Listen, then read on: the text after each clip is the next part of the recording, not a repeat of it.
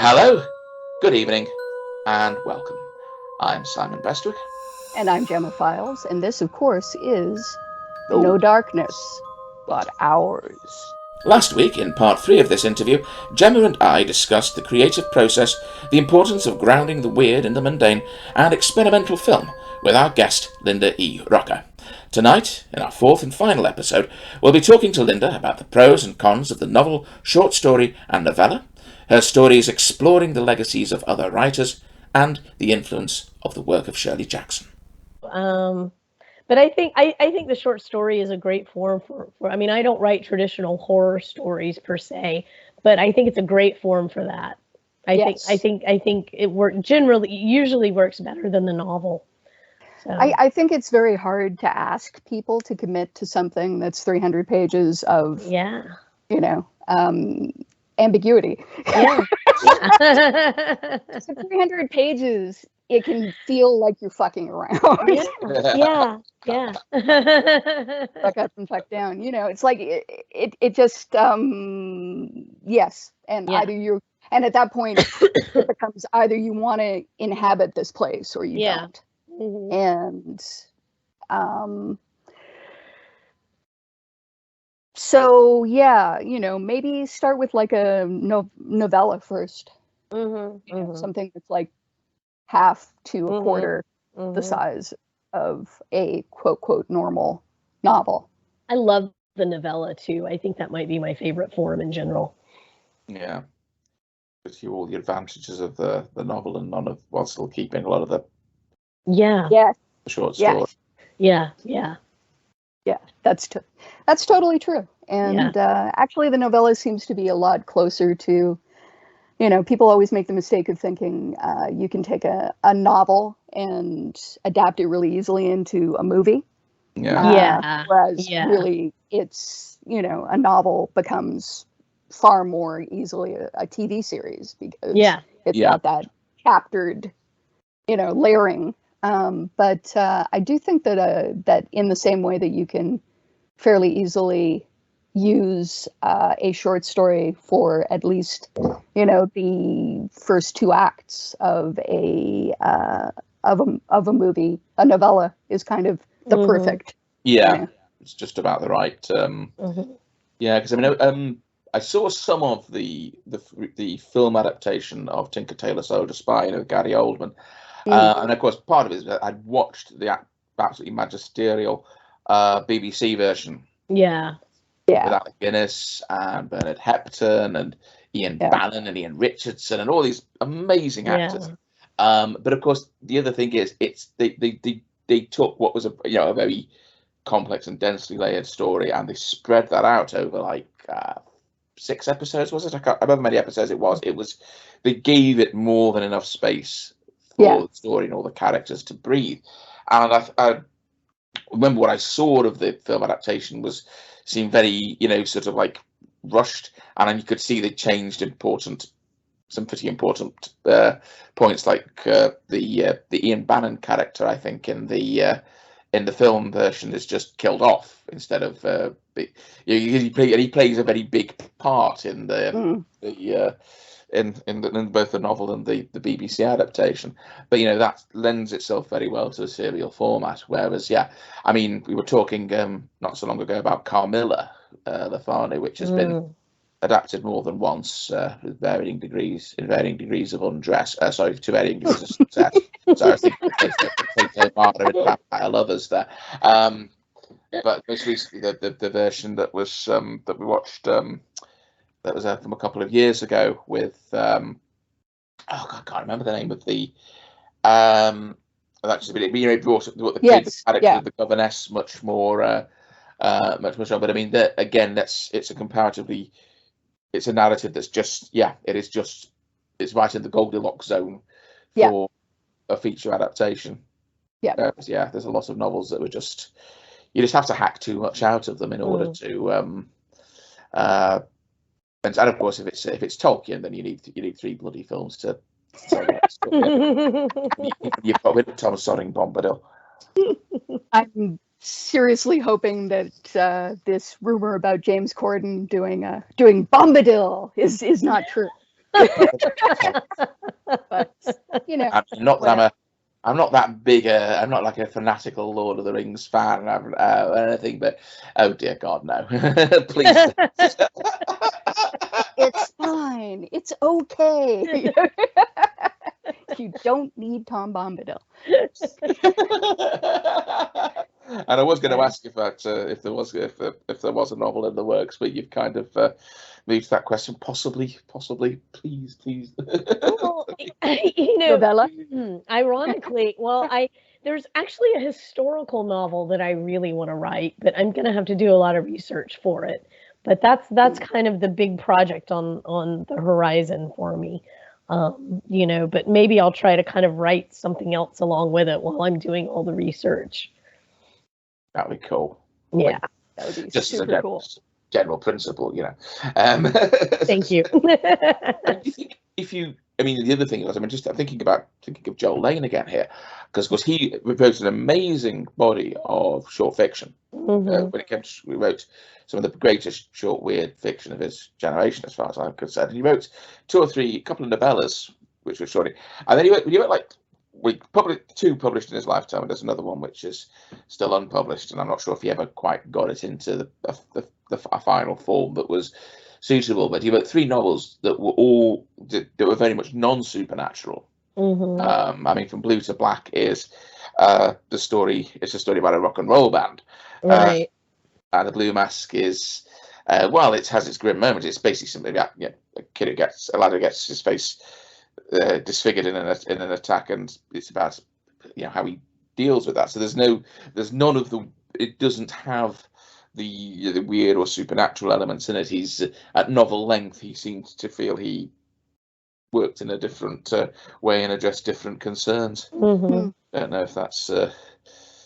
I would have dearly loved to have seen something novel length in the kind of vein that he was used to doing. But again, maybe it is like you say, the shorter form is something where this kind of weird fiction really lives and breathes. Maybe the novella is the sweet spot then. Yeah, I mean, and that's not to say that there aren't great novels that do that. I mean, like Caitlin Kiernan's novel, The Red Tree, or, Ramsey Campbell obviously has written, loads of, I mean, I loved his most recent one, The Fellstones. Yeah. That's a great, I mean, I love experimental film. I love that. Thank you. I do. I love that novel. I think that really succeeds. And well, Simon knows he got lots of texts from me while I was reading his most recent book. So I can't believe you killed so and so. Yes. This is how I got this. This is why I have a badge at home saying downstairs. It's got officially proclaiming me to be the king of the bastards. I got that from Laura Mauro after she beat him in a couple of men. I can't believe you killed this character, utter bastard. What is going on against this guy?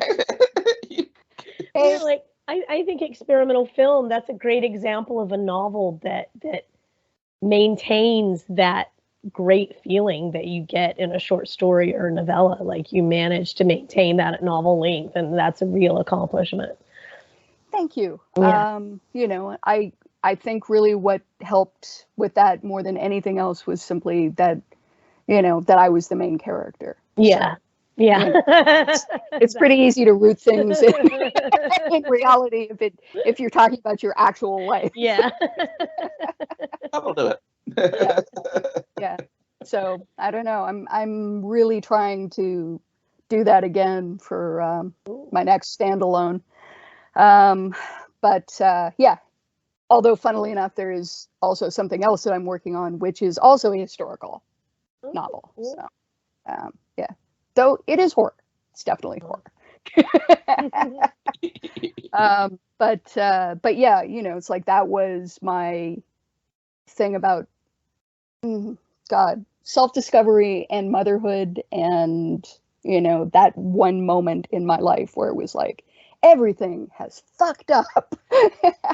And this, on the other hand, I think would be more about, the season of the crone. It would be about, here I am, moving very firmly from one point of my life to another point in my life. What will that be like? Don't know, but I know how it's going to end.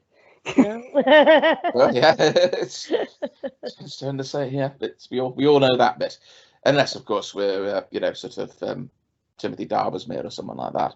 Yeah, so you can, well, you can only do that once, I think. Right. Well, I mean, I just read Poor Butcher Bird in Best Horror of the Year 14, which is like, we don't see enough Penanggalans in you don't see enough Penanggalans because yeah. That's why I like that. A lot of your stories, and of course I know this is partly because you're often writing to anthology calls, but your stories often involve engaging with the work and preoccupations of other authors, like James in Who Is This That Is Coming, and I don't want to get there. Lovecraft in the Unknown Chambers. Yeah. Machen again in the what's me? The Something Woods, the Magic Woods, the Secret Woods. The Secret Woods. Yeah. My short-term memory is fucked. And of course, in what was a memorable case, both Robert W. Chambers and Charlotte Perkins at the same time in The Queen of the Yellow Wallpaper. Yes. We're not worthy thing here.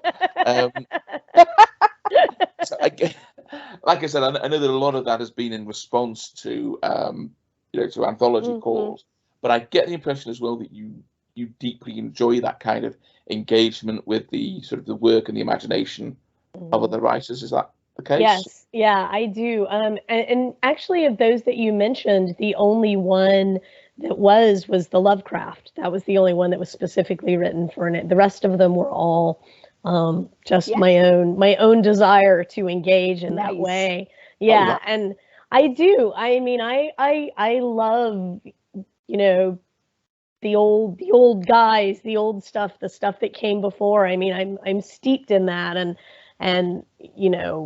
I that's kind of where I started when I was a little kid. I started reading like The Monkey's Paw and Frank Belknap Long, and I was like 7 or 8 and reading these stories and then not sleeping at night, and and I think when I sort of got serious about wanting to, and well, I mean, I read a lot of that stuff just because I liked it and I encountered it in anthologies and things. But when I got more serious about wanting to write specifically in the genre, I did make a point of sort of trying to read a lot more of it. And I love it when writers engage in that. And I like going back to those touchstones myself. And and I've done it with you mentioned some of the other, but I love doing that. I mean, those are my, four fathers and 4 mothers, if you will. And I like to engage with them in that way. And then of course, I mean, there's the Joel Lane story in the book that I wrote from his notes. Which is wonderful. And I mean, I just so happy to be able to do that because I loved his work. And so I love seeing modern writers do that as well. There's a writer, a British writer named Gary Budin, and he wrote a novella called Jutterman. And he another writer I love is M. John Harrison, and he wrote one of my favorite novels, The Course of the Heart. And he actually put a character from that in Jutterman. And I was just like, oh, that's so cool. Like, and it's just a little nod. I mean, you have to be like an M. John Harrison nerd to catch it, Yeah, Harrison's one of those writers who just does some really remarkable. Oh God! You talk about your ambiguity, and just you're kind of leaving you, somewhere. It's just such an extraordinary collection. Yeah. Another writer that you haven't mentioned is Shirley Jackson. Oh yes. And I've actually heard some women. I remember a couple of years ago I saw one woman, one US woman horror writer expressing some considerable annoyance and resentment at Jackson being the first name people tended to reach for when they were discussing women in horror, for women, because it's a lazy choice. There were loads of living writers. Do better. I don't know if she was kind of like, if the real thing was, sort of why are you not mentioning me? Where's my parade, motherfucker? But I mean, Jackson's work and her influence, they're both extraordinary. I mean, has she been an influence on you? Or? Massive influence on me. Yeah, I mean, huge. I think that, I mean, obviously, The Haunting of Hill House, and We've Always Lived in the Castle.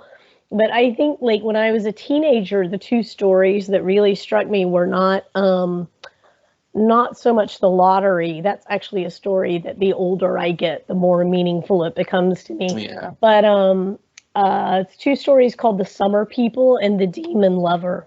Yeah. And what I remember about both of them, especially The Demon Lover, what struck me again about it was the mundane recitation of detail and how she builds this world and suddenly things are askew, and it feels so real. And I mean, she was amazing, and she, if I had to name probably my top 5 influences or whatever, she would absolutely be one of them. I love the way that she just takes these ordinary settings and, like Aikman, just tweaks them a little bit, and suddenly they're horrible, Yes. So yeah, I think Shirley should always be mentioned. Good. Yes. Yeah. I think we're all in agreement on that one. Yes. I mean, I didn't think of it, but after I finished writing Knots, I felt like that was a very Shirley flavored story. I was like, oh, I could kind of see a bit of that there. Yeah, I can totally see how. Yeah, I can totally see the parallels there. Yeah, wow. So that's another story that's just. Oh, thank you. Got into my head, and I think I was quite often yelling, "Get that hair! Get that hair!" But it's like, damn, he's already. Actually, let's avoid spoilers here. It's true. I mean, I am always impressed when somebody can evoke Shirley Jackson. I mean, when I was called upon to do something for When It Gets Dark, I knew that it would be a lot harder for me than for some people. Somebody like Kelly Link, yeah. That's a real Shirley Jackson-esque writer. On the other hand, my stuff tends to be pretty overt. And so again, I just had to go into the very subjective to try and pull the objective. But and look at the things that we had in common rather than the things that I don't think that anyone has in common with her. It's a hard thing, but you do it so beautifully. Oh, thank you. Yeah, totally. Another thing I was wondering, because I mean, you've lived quite a certainly for the last quite a few years. You lived quite a peripatetic existence. From the US to Ireland to Germany and various other points. I mean, has that sort of influenced your work?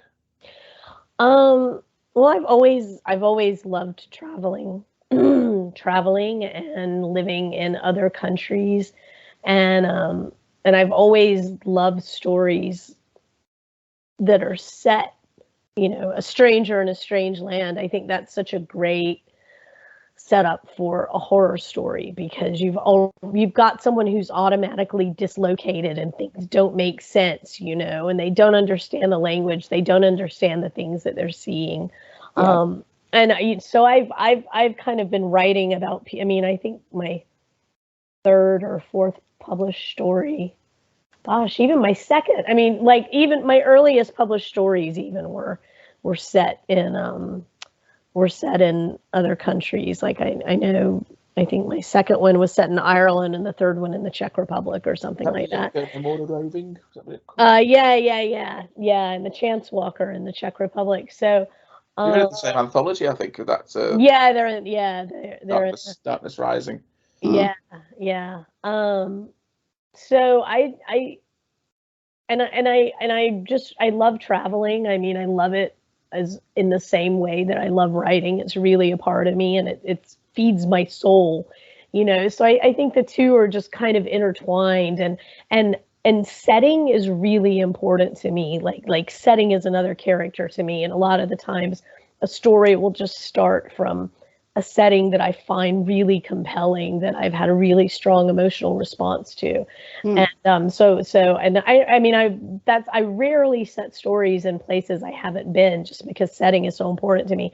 So I love being able to go to a place. Like I wrote a story for Mark Morris's Beyond the Veil anthology from Flame Tree Press that was set in Berlin after living there for a couple of years, and I just I mean, it's a huge influence, and I think always will be. Like, the places I go will always make their way into my stories. Almost a place like a character. Yes, absolutely, absolutely. I very much feel like more often than not in my stories, the place is another character. Yeah, that whole.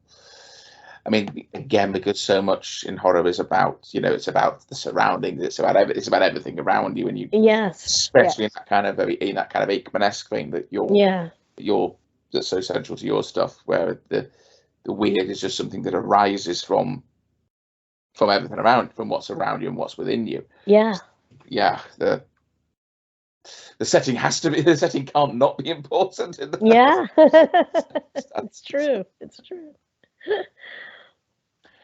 With Now It's Dark, do you feel there's like a sort of central theme to the collection? That's a good question. I almost think that's not for me to answer. That's for the reader to decide. But I mean, I think this may be a theme that runs through everything that I write, but I mean, it's certainly there's a sense of dislocation of people who are sort of trying to connect or trying to reach out for something and not finding it. But I don't know. That definitely feels like something that, I would read someone else's response and I'd be like, oh, that's very smart. Yes, that's the theme of my collection right there. Yeah.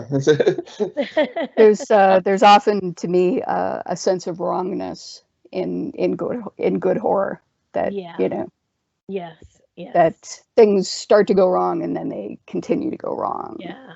In a way that eventually makes you realize that you are wrong and you have always been wrong.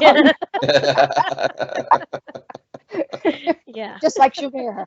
Yes.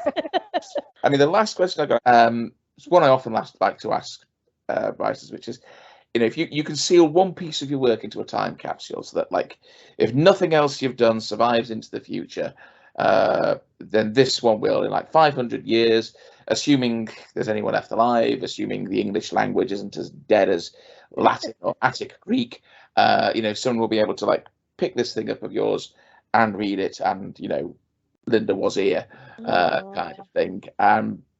You can pick one thing you've written. So, given that choice, what would you pick? Oh God, you have to choose between your children. Yeah. Maybe I haven't written it yet, or, if it can be a whole book, I guess the most recent book. No, not like. I mean, it has to be a story. I don't think I can pick a single story. No, it's just not. I mean, I don't know that there's a lot of writers, that aren't me, that I don't think I could do that for. Just their body of work is. I mean, there are definitely some writers I can point to, and I'm like that. But there are others who, like I would say, like someone like Graham Joyce, whose work I really love. I couldn't pick one thing. I couldn't pick one thing by Ramsey, you know. Yeah, I know exactly what you mean. So I'd be able to answer that question. Not that I'm putting myself up there with them. I'm just saying that, you know. You don't have to. We'll do it for you. You know, it's yeah. I don't know what I do. You know, I hope the best is still ahead of me though. So. We'll let you put Now It's Dark in the time capsule. Okay. I think it ought to survive into the future. I believe this as well. Well, thank you. This has been delightful. I wish you know we were all chatting together in person. I wish we were too. That would be awesome. Yeah, this has been a lot of fun. This has been. I don't know if there's any last thing you'd like to say or ask or impart other than buy my book. Yeah, buy my book. No,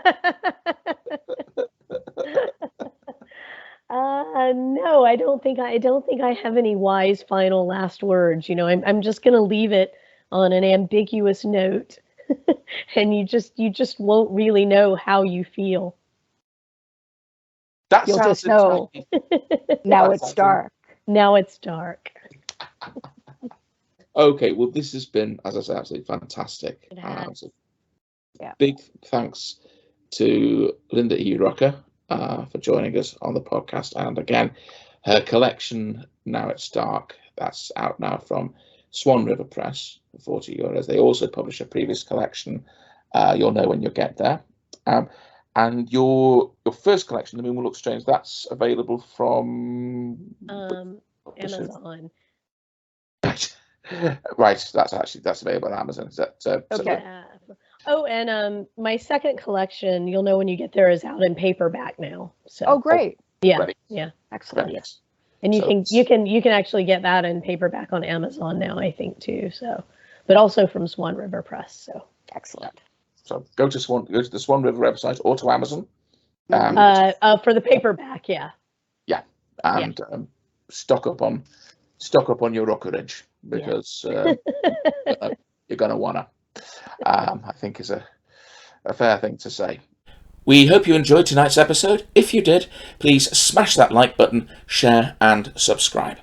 If you'd like to support No Darkness But Ours, you can make a donation via our Ko-Fi page. Alternatively, you can subscribe to the podcast or join our Patreon, either of which will give you access to exclusive content, including deep dive discussions of folk horror classics in the Earth and Penders Fen.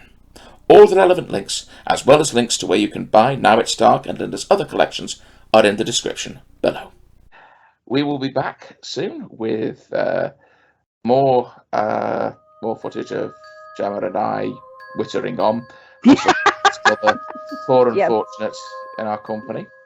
But until then, I have been Simon Bestwick. And I, as usual, am Gemma Files. And this has been No Darkness But Ours. Bye-bye. Rucker that sucker.